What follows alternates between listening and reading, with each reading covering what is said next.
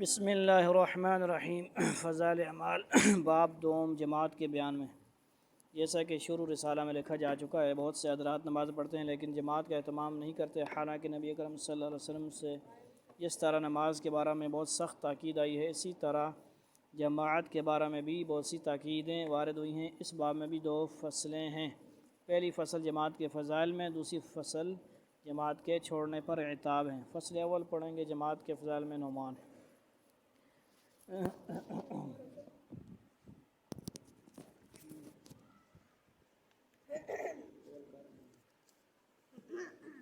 جہاں سے کروں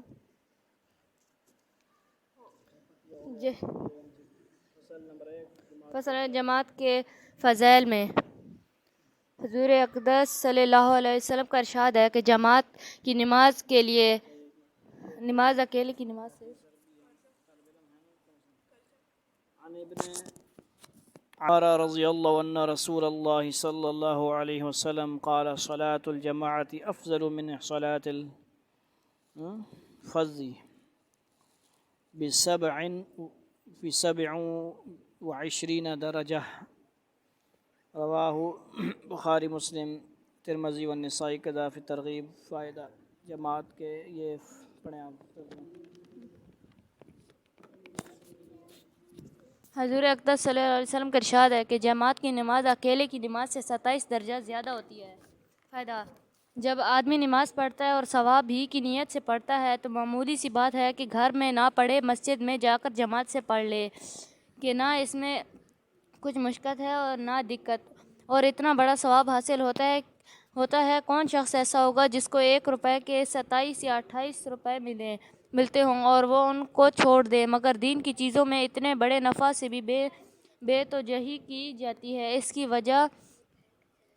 وجہ اس کے سوا کیا ہو سکتی ہے کہ ہم لوگوں کو دین کی پرواہ نہیں، اس کا نفع ہم لوگوں کی نگاہ میں نفع نہیں۔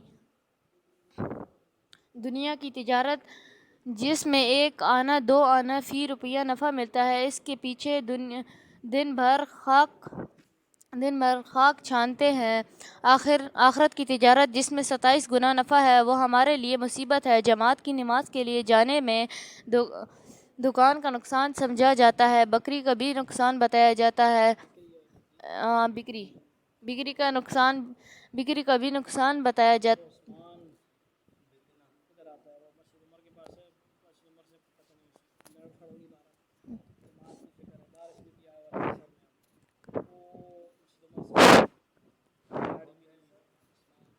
بکری کا بھی نقصان بتایا جاتا ہے، دکان کے بند کرنے کی بھی دقت کہی جاتی ہے، لیکن جن لوگوں کے یہاں اللہ جل شانہ کی عظمت ہے، اللہ کے شانہ کے وعدوں پر ان کو اطمینان ہے، اس کے اجر و ثواب کی کوئی قیمت ہے ان کے یہاں یہ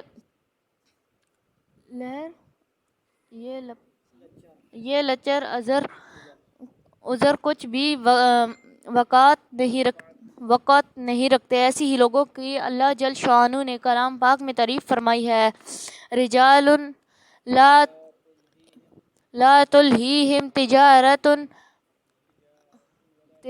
الآیات۔ تیسرے باب کے شروع میں پوری آیات مع ترجمہ موجود ہے، اور صحابہ کرام رضی اللہ عنہم اجمعین کا جو معمول اذان کے بعد اپنی تجارت کے ساتھ تھا، وہ حکایت صحابہ رضی اللہ عنہ کے 5ویں باب میں مختصر طور پر گزر چکا۔ سالم و حد ایک بزرگ تھے، تجارت کرتے تھے۔ جب اذان کی آواز سنتے تو رنگ متغیر ہو جاتا اور زرد پڑ جاتا، بے قرار ہو جاتے، دکان کھلی چھوڑ کر کھڑے ہو جاتے اور یہ اشعار پڑھتے: اذا ما دعیکم قمت مسرعا مجیبا لمولا جل لیس لہ مثل۔ جب تمہارا منادی موزنے پکارنے کے واسطے کھڑا ہو جاتا ہے تو میں جلدی سے کھڑا ہو جاتا ہوں، ایسے مالک کی پکار کو قبول کرتے ہوئے جس کی بڑی شان ہے، اس کا کوئی مثل نہیں۔ اجیب اذا نادی بسمع و طاعۃ و بی نشوہ لبیک لمہ الفضل۔ جب وہ منادی موزنے پکارتا ہے تو میں بحالت نشاط اطاعت و فرما برداری کے ساتھ جواب میں کہتا ہوں کہ اے افضل و بزرگی والے، لبیک یعنی حاضر ہوں. وَيَسْفَرُّ كَوْنِي خَيْفَةً وَمَهَابَةً وَيَرْجِعُ لِي عَنْ كُلِّ شُغْلٍ بِهِ شُغْلُ، اور میرا رنگ خوف اور ہیبت سے زرد پڑ جاتا ہے، اور اس پاک ذات کی مشغولی مجھے ہر کام سے لے بے خبر کر دیتی ہے. وَحَقِّكُمْ مَا لُلزَّلِ غَيْرُ ذِكْرِكُمْ وَذِكْرُ سِوَاكُمْ فِي فَمِي كُنْتُ لَا يَحْلُو. تمہارے حق کی قسم، تمہارے ذکر کے سوا مجھے کوئی چیز بھی لذیذ نہیں معلوم ہوتی، اور تمہارے سوا کسی ذکر میں بھی مجھے مزہ نہیں آتا.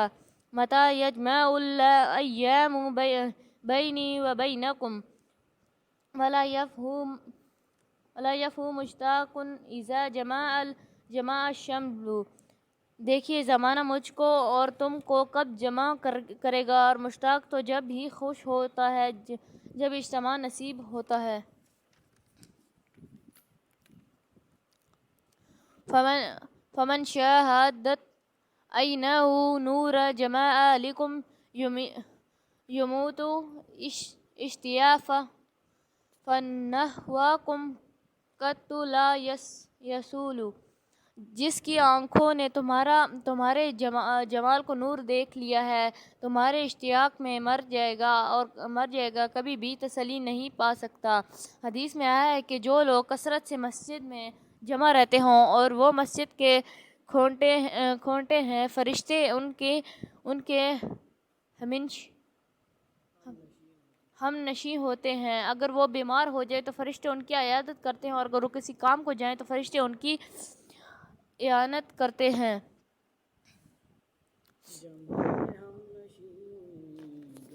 اثر کرد سمجھ آ رہی ہے بھائی. جماعت کے ایک فضائل میں ایک حدیث پڑھ گئی ہے، اور ایک حدیث پڑھتے ہیں جماعت کے چھوڑنے کے بارے میں.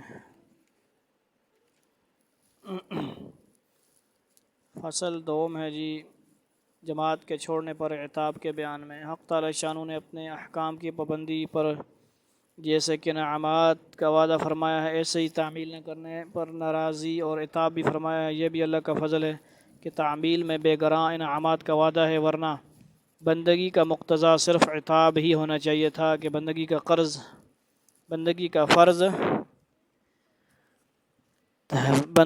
فرض ہے تعمیل ارشاد. پھر اس پر انعام کے کیا معنی، اور نافرمانی کی صورت میں جتنا بھی عتاب اور عذاب ہو وہ برمحل کے آقا کی نافرمانی سے بڑھ کر اور کیا جرم ہو سکتا ہے. پس کسی خاص عتاب یا تنبیہ کے فرمانے کی ضرورت نہ تھی، مگر پھر بھی اللہ جل شانہ اور اس کے پاک رسول صلی اللہ علیہ وسلم نے ہم پر شفقت فرمائی کہ طرح طرح سے متنبہ فرمایا، اس کے نقصانات بتائے، مختلف طور سے سمجھایا، پھر بھی ہم نہ سمجھے تو اپنا ہی نقصان ہے. عن ابن عباس رضی اللہ عنہ قال قال رسول اللہ صلی اللہ علیہ وسلم من سمع النداء فلم يمنعه من اتباعه عذر قالوا وما العذر قال خوف او مرض لم تقبل منه الصلاة التي صلاها. رواه ابو داود ابن حبان فی صحیح وابن ماجہ بنحوہ کذا فی الترغیب وفی المشکات. رواہ ابو داود الدارقطنی. ترجمہ پڑھو.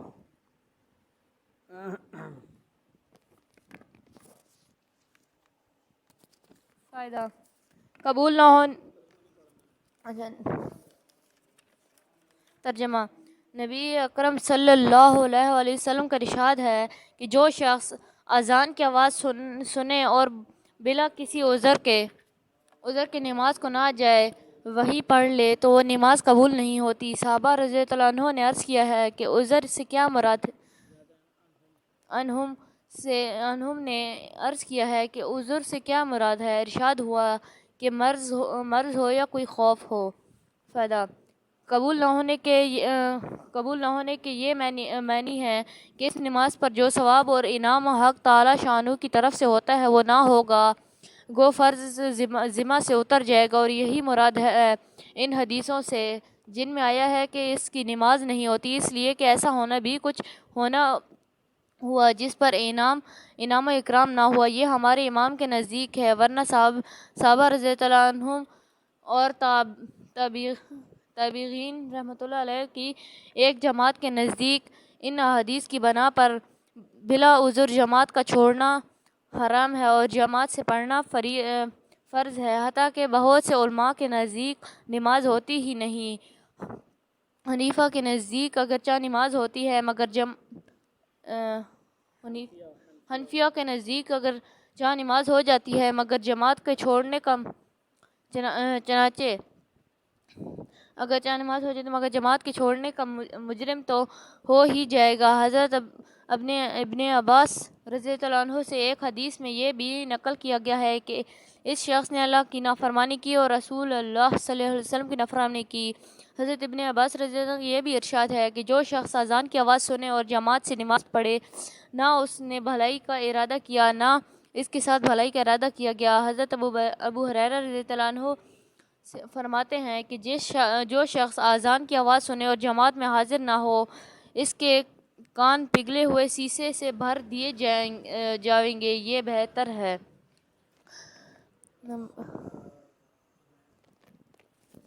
احادیث پر عمل کی توفیق نصیب فرمائے، جماعت کی اہمیت سمجھنے کی توفیق نصیب فرمائے۔ جماعت کی فضیلت بھی ہے اور جماعت چھوڑنے کی